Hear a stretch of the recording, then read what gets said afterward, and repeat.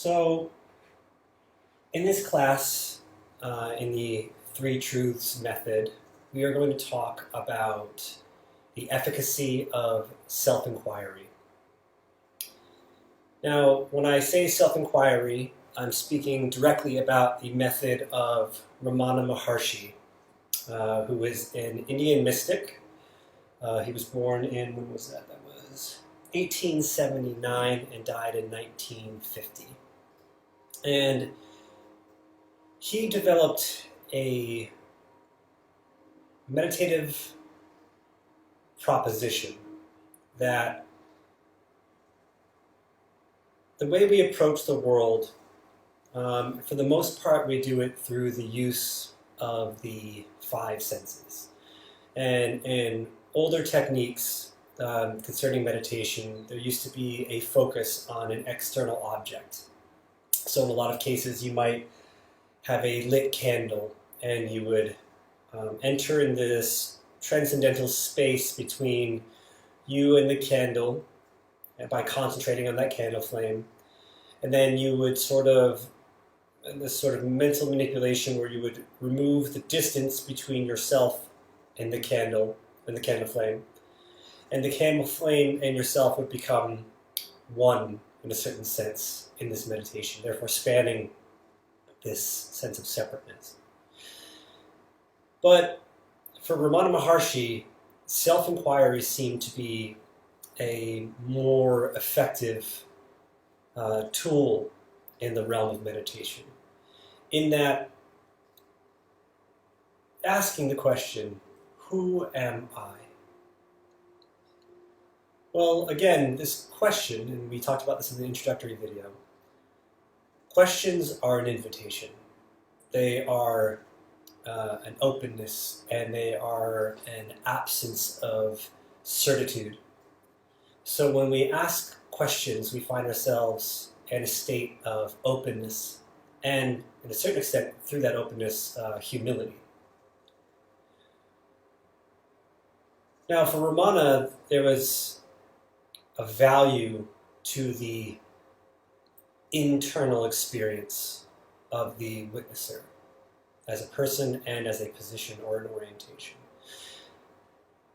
So he, instead of saying what is candle, what is flame, or saying so by concentrating on the candle flame, he said, why not turn that inquiry inward?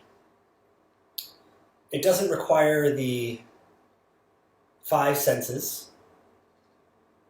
It's an internal experience, this question of who am I? There is no external necessity to ask that question.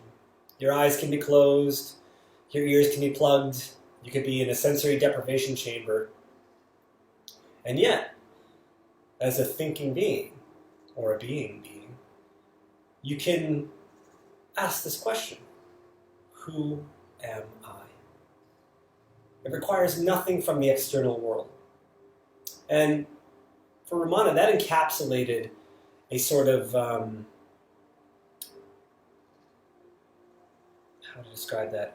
A sort of efficiency of awareness, I would say, in the sense that you're already in your most personal space, being behind your own eyes and within your own body and within your own being. So why not inquire about that interiorization? Why not ask the question of who am I? Which, if you want to get scientific about it, it is the I am. Just asking the question is, the I am, the I-ness, what is this I-ness? In the case of Ramana Maharshi, it is a who, as opposed to a what, because it is conscious, it is personal. And we ask it within ourselves. So this isn't about how many layers of being do I have? Am I a physical body, an astral body, a mental body, an emotional body, all layered together? That's not the question. It is who am I? And this is not to be confused with a mantra. It is not intended to be used as a who am I, who am I. It is not that kind of work. It is meant to grasp the unknowable, or rephrase, to tempt the unknowable into our structure of thinking by asking the question mentally and emotionally and physically within the body, this, who am I? And there is a resonance that begins to occur with practice, of course, by using this as a guide stone during meditations. So oftentimes in meditation, so if you remember back to the introduction to the 7 breath count that we talked about in a prior video, about how we start to still the body and still the mind by doing these inhalations and exhalations in series of 7, so that 1 to 7, then return to 1 to 14, return to 1 to 21. And if we lose concentration or lose count, we come back to that series, that first series of 1 to 7. So this is a mental technique. This is an attempt by the mind to still the mind. And we do this because what happens is we can lull the mind into a state of open attention, because the familiarity of that 7 count, instead of resisting it or fighting against it, it begins to participate with it to a certain extent. Now this is different in a way to the question of who am I? To Ramana Maharshi, that question was both absolute and personal. Well, how did he come to this? So when Ramana was about 16 years old, he was at his family home, and all of a sudden he started to have this collapse of his being, where he calls it a death experience, where his normal faculties of seeing and breathing, smelling, tasting, feeling, thinking started to dissolve. And he lay on the floor as it was occurring, and there's no explanation as to why it began to occur. And there's been no explanation since, but it happened. And what he felt was, as his faculties began to dissolve, he knew in himself that he was dying, and that this was what death was. This experience of sort of, I guess you describe as a deep interiorization. And he started to collapse in a certain way into the center of his own being, where there was only this feeling of beingness, of this I-ness. And that impacted him deeply for the rest of his life. It set him on the course to becoming, in my opinion, one of the greatest Indian sages of all time, and creating one of the most effective tools for the evolution of awareness, which is this self-inquiry method. And that was the crux moment for him. It was when he felt he was approaching his own death. And what was left when this was happening was not fear, and it wasn't certainty. It was a profound sense of calm knowing that there was more than just his experience, his physical experience of the world. And that there was this experience of I. And from that experience arose the question, who am I? So in meditation, it is not just a tool of the mental sort. In fact, to call it a tool is to diminish its value. Truthfully, it is, as a question, it is a humble awareness of the beingness present within the me-ness. And it is asked, who am I? Because that beingness, the depth of that, center of that beingness is unnamed to a certain extent. There is no answer to what it is. It is the personal God, if you will, not an exterior God or a manifestation of a belief in an idea of God. It is this central point, not physically necessarily, but central point of understanding that the witness can ask the question, who am I? Beingness itself is in its own way. And we can ask the question, who am I? So this has great efficacy in that as the meditator, say we're in our meditative position and we're holding ourselves in attention, and like we had done before, we bring that attention down to the middle of the chest. That's sort of proverbial center of our being.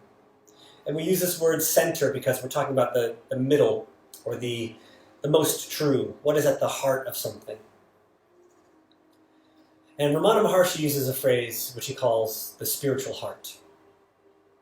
And for him, that concept, it is that center of beingness, which is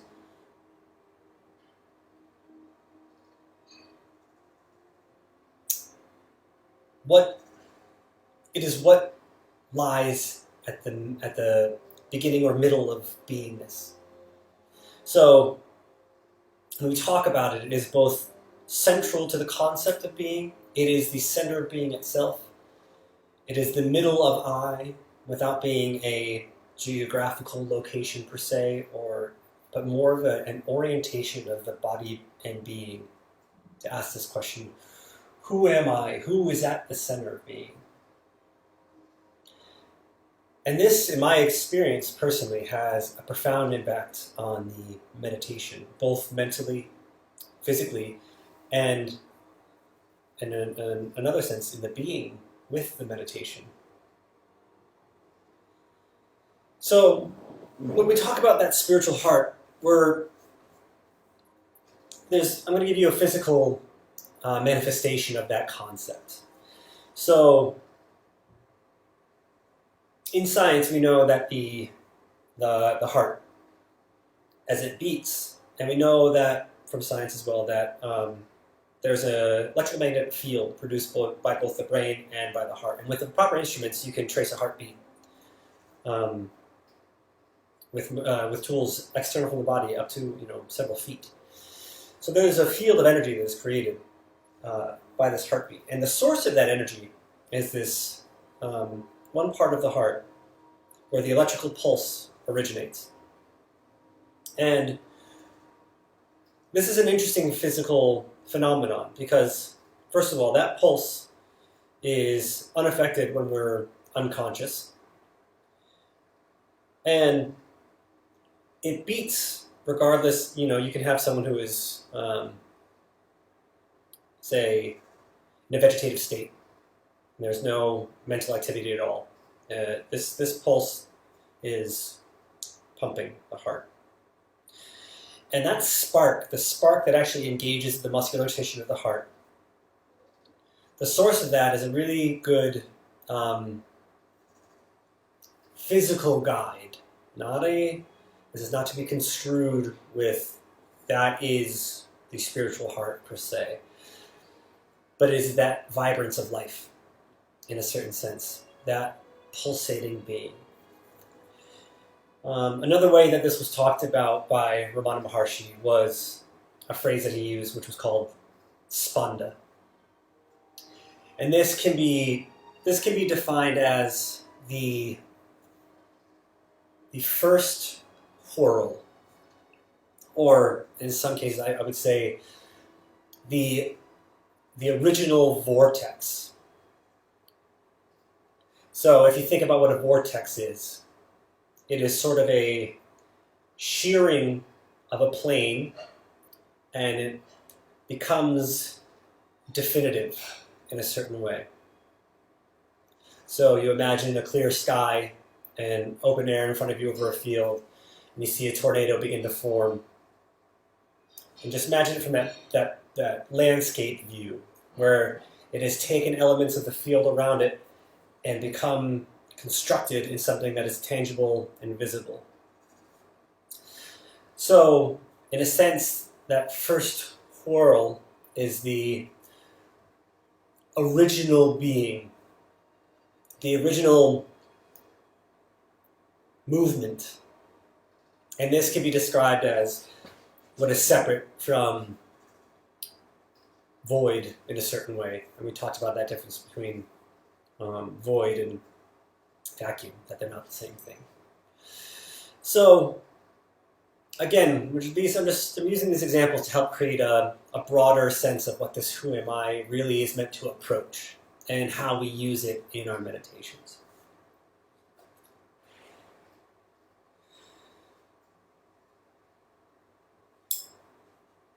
So, as we begin to experience more and more meditations, the integration of the question of who am I should be used sparingly, in the sense, again, that it is not a mantra and it is not a technique. In a certain sense, you might find yourself deepening in your meditation. And, in a certain way, there are layers of meditation where that first stage of either calming the mind, or as someone put it, it's like you have a television on in another room where you're just not paying attention to the thoughts in any way, shape, or form. There's another layer of awareness that is not connected to the stream of consciousness or the stream of thinking or ordinary thinking. So, in my case, sometimes I will feel called to ask this interior silent question in my own being of who am I when I'm sort of moving between layers or thresholds in my meditation. It is in its nature, in the question and the fact of asking the question itself, the personal aspect of the orientation of the question, and the humility combined, it acts as a very good guide to go deeper into the meditation, to explore more fully the experience of I-ness without definition or attachment to the mind, body, history, story, drama, whatever it is. And this can also be used daily as part of a waking ritual, if you will, or if you find yourself in a state of panic, fear, anxiety, judgment, if you find yourself engaged in conflict of some sort, whether interpersonal or otherwise, you can induce this humility. And through the habit of using the question, who am I, in your meditations, as well as in your external life, as a anchor for the both. So when you use it in your external life, it's taking a deep breath, you're in a state of anxiety, maybe closing your eyes if it's possible. Just asking, who am I? Who is attached to this judgment? Who is attached to this drama? Who's participating in this story? And it has an ability to disarm the asker. In the asking, the asker, who is the asker, what is the asking? But in the asking, it has a way of disarming the false sense of self, or the false assurance of self, or in a way the false presumption of being. And brings us back into this center. And so when we're in our meditation, if we have a habit in the external world of using who am I, in our meditation, if there's an internal turmoil, or an internal conflict, or an internal drama or story that's starting to be created by the mind, or even sometimes chemically by the body, sometimes people with certain traumas, for example, in meditations, those things will begin to release and lose their grip, in a sense, but it can cause physical sense of anxiety, even though there may not be a mental association with a particular issue. So we can use that question of who am I in moments such as this to return to this sense of open attention and calm detachment, this open-ended feeling of humility, and this, again, by question, this invitation to deeper experience and deeper understanding. So, again, without calling it a tool, use it as a guide. Who am I is a guide on multiple layers of awareness. It is a guide of humility for the mind to both bring it back to calmness and to honesty, that although it has its stream of consciousness and although it has its sense of story in this ego, in the ego construct we've talked about in other videos, this ego construct, it is not definitive. There is something beyond, because we can ask the question, who am I? And that will cause the mind to drop often the story that it's trying to cling to, because it has no answer. There is no definition. As well, we use it as a centering point in our being, in a state of meditation or not, where we bring it back to this idea of our center, both physically, by talking about that spot in the center of the being, in the center of the chest, and also the central, or in the case of the Three Truths method, the absolute truth at the center of our being, which does not subscribe to the physical world in any way, shape, or form. And yet it participates as a witness in it. But we'll get to that later on in another talk. So it's threefold. It's this mental stability, it is this central concentration point, and it is this open-ended question and this invitation to new experience and to new understanding.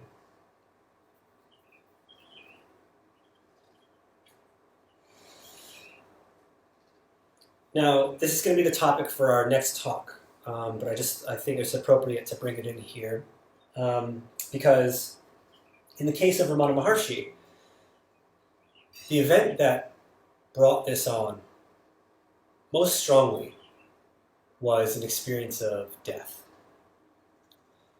And I think in our next talk, or at least in another talk, we're going to talk about death as an ally. Now, I'm not going to bring that in too much here, because what brought Ramana Maharshi to that understanding of that I-ness, or that I question, was death. But today we're really talking about the efficacy of the use of the question, who am I, in our own beings and in our own meditations. But I want to reiterate the importance of the fact that it was death that brought Ramana that insight. The experience of dying that brought an invaluable guide to anyone that's been exposed to it, who's ever used that question, who am I, in any way of philosophical or spiritual or personal insight. So in the Three Truths method, death is a very central figure. And I use analogies of death. I use actual physical death as a touchstone as well. Ego death, or as we've discussed, it's not really possible, but there's something close to it. And the ideas of our personal attachments, their dissolution or death. In this case with Ramana Maharshi, it was the physical senses that began to die or dissolve. And yet still there was this awareness of I. So just note this now, that death actually was what moved his life in the direction that it did, which I find much less than ironic, but it is no coincidence at all. And death has that power of honesty, which creates this power of shining light on what we know and what we don't know, and what we know we don't know. So for now, what I'd like to do is I'm going to give a brief description of how we will move through today's longer meditation. And it'll be a little bit longer because I want to use this who am I element, and we have to first pass through some of the 7 breath counting, the concentration techniques, and bring ourselves into the center of our being. And then after that's complete, I'm going to do a brief and subtle guide as to when to use this who am I in the meditation. So pardon me, we've got about 20 minutes. So we'll start by remembering, if you haven't, you can pause the video and maybe do some stretching and loosen up a little bit and just prepare your body for meditation in whatever way that is most comfortable for you. Second, you're going to find that firm yet relaxed position, which is going to be either sitting in a chair or sitting on the floor or sitting on bolsters, whatever is most comfortable and keeps you most upright. And then we're going to straighten the spine in line with the neck and chin. Feel that string from the base of the spine all the way up through the neck to the top of the head. Pull it all up and just get that in a nice position. And then shake your shoulders out, relax them. And then we're going to find our space of stillness physically. It's in a good position. Just take a few cleansing breaths to begin.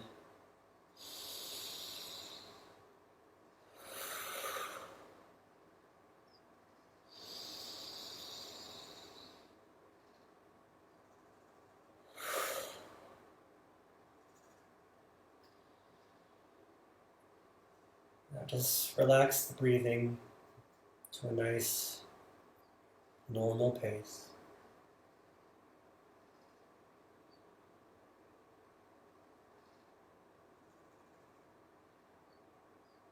Relaxing the mind like it's a muscle. Relaxing the legs, the thighs, calves and feet. Relaxing your hips.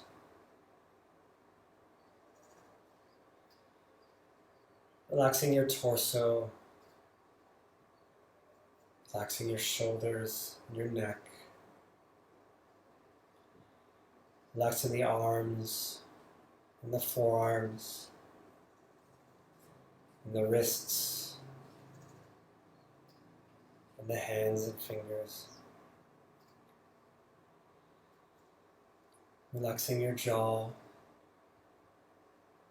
your cheeks, your tongue, your nose, temples, and ears. Relaxing your eyes and eyelids. Let the tension drain out. Relax your eyebrows, forehead. Relax the scalp,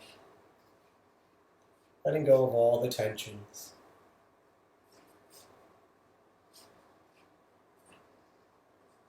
Finding that steady, regular breathing.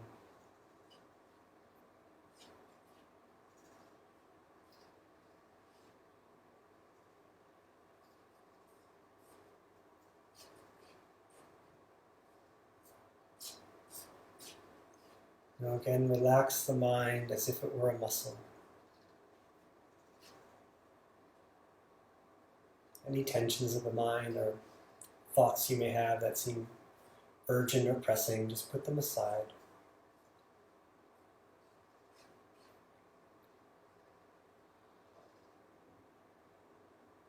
Now we're going to bring our attention to the middle of the chest.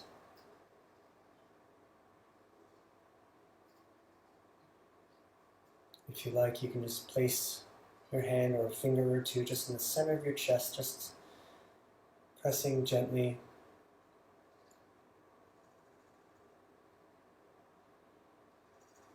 And bring the movement of thought to a still awareness of this point in your being. Just hold the awareness in this space, the center of the chest.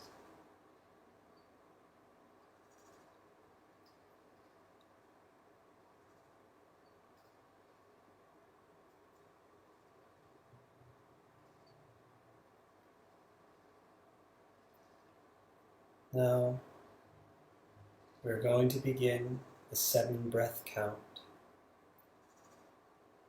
So first we will inhale through the nose, and then exhale. We count that as 1 breath. We will do that in a series of 7. And when we have reached 7 full inhalation and exhalations, 7 full breaths, we will start again at 1 and count to 14.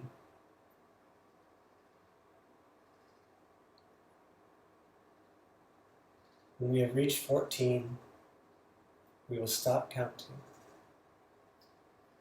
and we will hold in that space. And then I will introduce the question, who am I? Into the stillness of the meditation. If you find yourself moving through the 1 to 7 and the 1 to 14, and you lose concentration on what number you were on, or what number you're supposed to count to, or you're distracted by your thoughts, begin again at 1 to 7. On the next inhalation, we will begin the 7-breath count.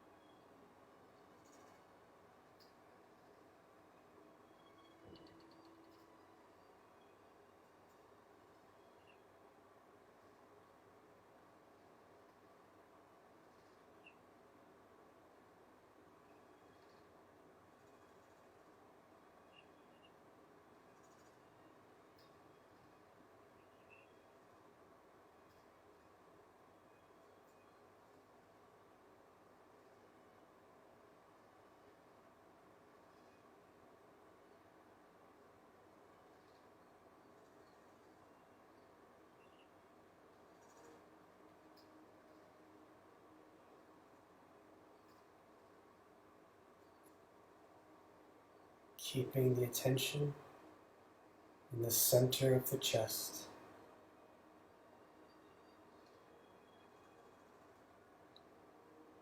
We ask the question, who am I?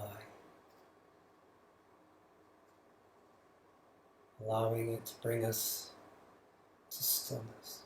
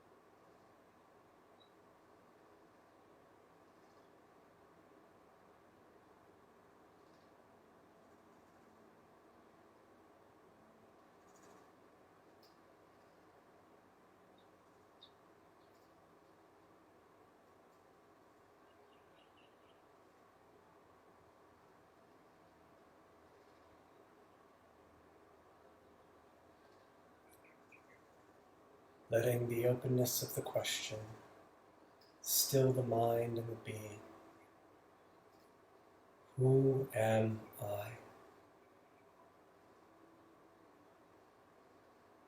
Question without answer.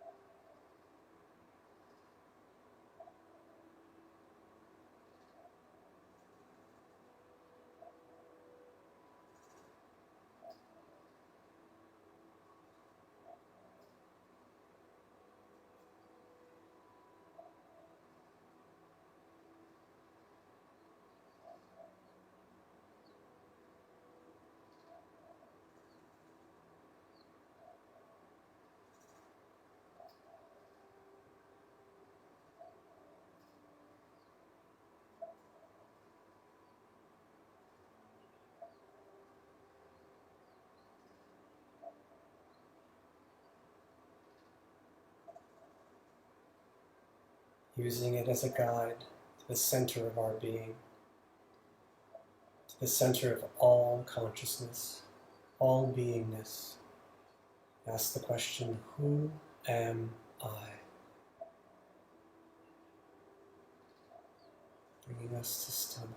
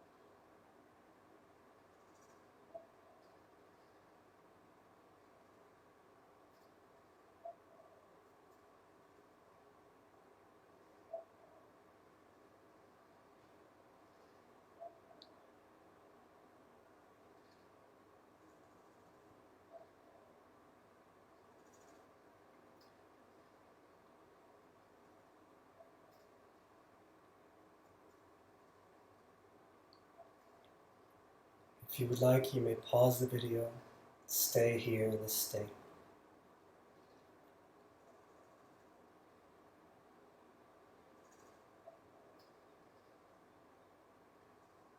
You can slowly open your eyes. Try not to make too large a movement with the body or with the mind. Just open the eyes and stay in this state.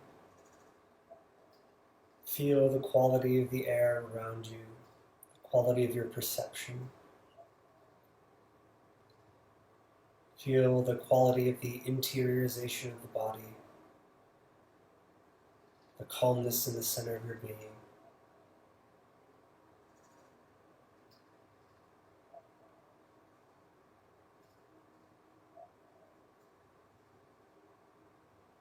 Do you feel that stillness? That change in perception around you?